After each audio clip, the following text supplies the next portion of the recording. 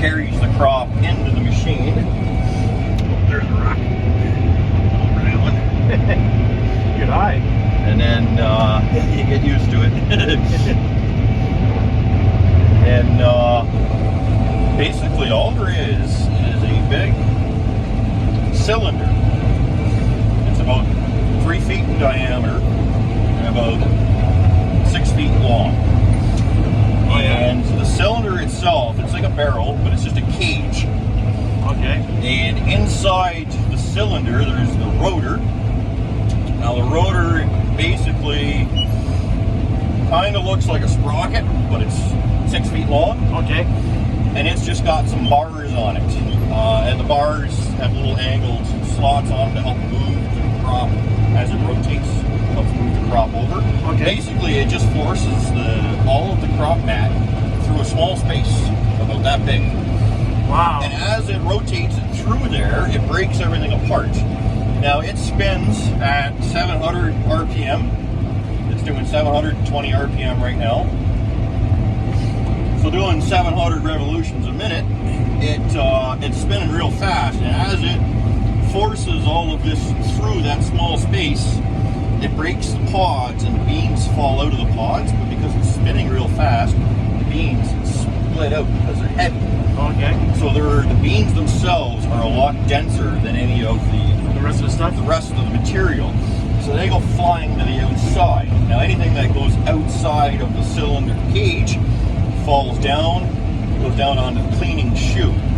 Anything that doesn't go out of the cylinder gets passed through the end and then out and back onto the ground. I see that. It's like dusty kind of thing. Yeah, that's exactly where all the dust is coming from.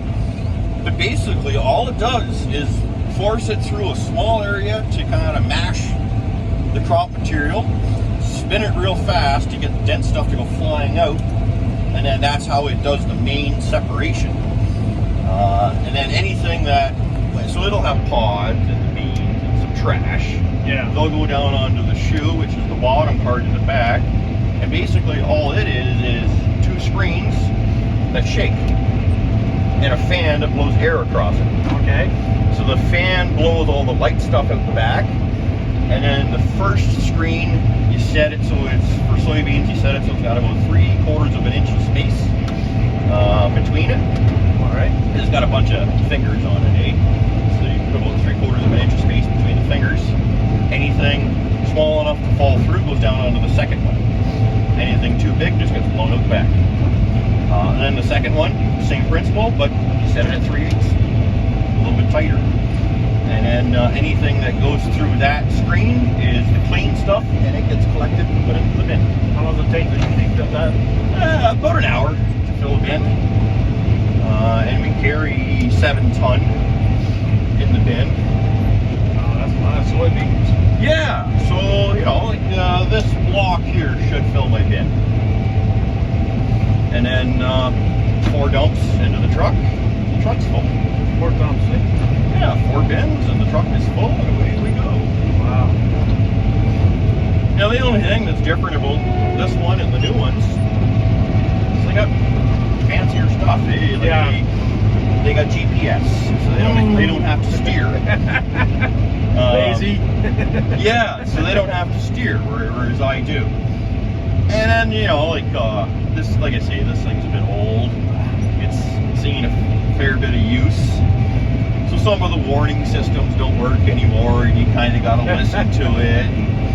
And I was telling the young kid that I've got working for me, I said, if you can run this thing, I said, first off, the first thing we're going to do is we're going to turn wrenches on this thing for 3 days. So we got a bunch of stuff to fix. I said, by the time we're done fixing it, you are going to know more about the process of the combine than most guys that just drive a brand new machine. Because they don't turn the wrenches on it, right? They buy a brand new machine, it's under a warranty, so the dealer comes out and fixes anything for them. And then after 3 years when the warranty is up, they trade it in for another new. Oh, that's some money. You know, and that's great. That's great. That's, you know, I wish we could do that. But You get money, right? yeah. But it's that first $1 million investment that really hurts. Yeah. And then they're paying, you know, their payments on just the combine are $50,000 a year.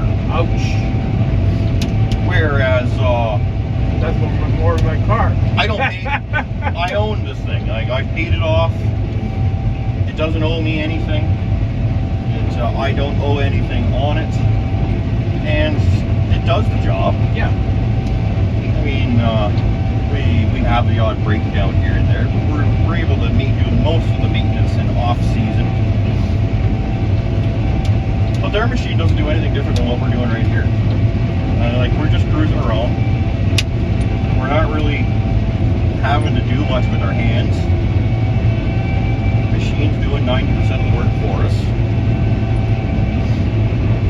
Just our air conditioning.